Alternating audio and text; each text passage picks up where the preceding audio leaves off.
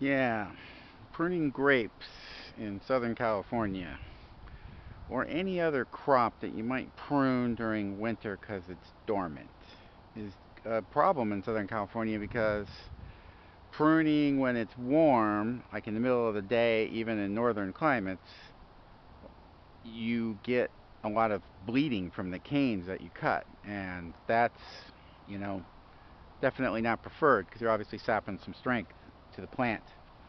Here in Southern California, sometimes around Christmas time and the winter time, it just does not get cold.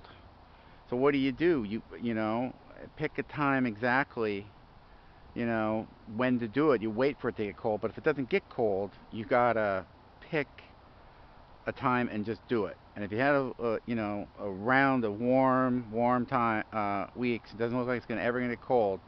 Get it first week January. That's what I'm doing. Though I've had a cold spell here.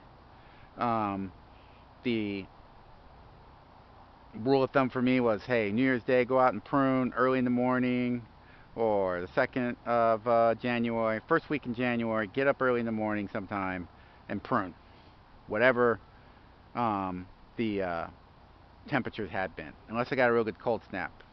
Now, this whole slope here used to at one point be covered with grapes. I now only have two.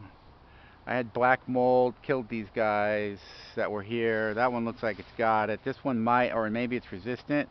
In any case, one of the reasons why it spread so is I did not religiously dip my pruning shears in the bleach after every cut. You can see I have a cup of bleach here, and after I make a cut, is that a cut I'm going to actually make? Yeah, that's I'm gonna cut. So there, just take that cut right there. Boom. So I don't spread it. Do not spread it. So I mean, that's what the old timers taught me. Now, as far as this thing goes here, I I'm probably going to prune out all of this in here because I'm going to leave this. I want this framework. It looks nice, and it's easy to deal with as far as where you're going to get fruit. Now, there used to be another vine here, so that's why it's a little lopsided, and it's grown quite a bit that way. I'm not sure how far I'm going to cut that back, but I'm definitely going to remain with this framework. And out here on the ends here, so everything growing out in here, right? Probably cut this guy because he's growing out into the sidewalk. I'm going to cut him. Cut him for sure. Cut him for sure. This is dead, so this is worrisome. I got a little bit of a leaf there, but if I were to cut him, I might double dip in the bleach. I'd probably cut back to here, so see these little buds here, that's where the leaf's going to come out. I'm not sure. It looks like I'm still disease free here, but I'm not sure. And so that would be the framework I maintain here, and I'd cut a lot of this stuff here. And if I come down here, not quite sure, I might cut. I'm going to cut this guy for sure because he's out into the sidewalk. But I'm probably going to cut down to here, which may actually be 2 or 3 cuts. And I'm probably still just going to religiously dip into the bleach every time because of how bad it got and how many vines actually died. The old timers up in Sacramento Valley, they told me, 10, 15 years, you got to replace the vines.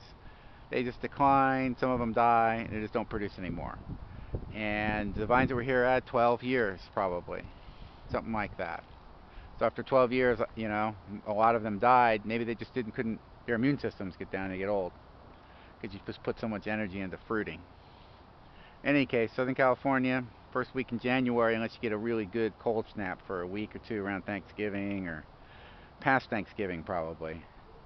So if you get some cold snap around Christmas, yeah, go for it. Around the winter solstice, definitely prune. But mild climates, it can be hard to pick a time, and so early in the morning, so nothing started running quite yet. It's the coolest time of the day, even during a hot spell, and do your pruning then, and just pick a day, sometime first week in January. That probably goes for all your, deciduous fruits that you might prune in a mild climate, like that's an apricot over there, and you can grow peaches down here in mild climates also, and there's other apples and such. Anyway, that's it for pruning in mild climates, as well as making sure, hey, bring out a cup of bleach, especially, when you got a problem, and dip after every single cut so you don't spread the diseases.